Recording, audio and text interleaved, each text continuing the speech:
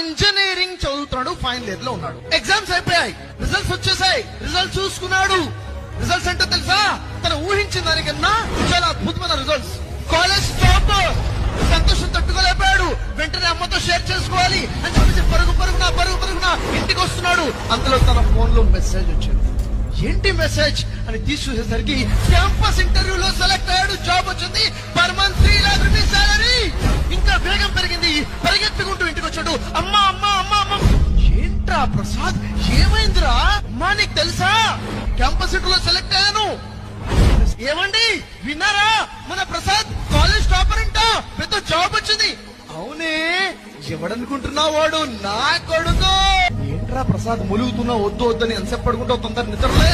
Results వచ్చాయంట కదా, daddy కోపంగా ఉన్నారు, 4 సబ్జెక్టులు పోయాయంట కదా. కళా డ్రీమ్.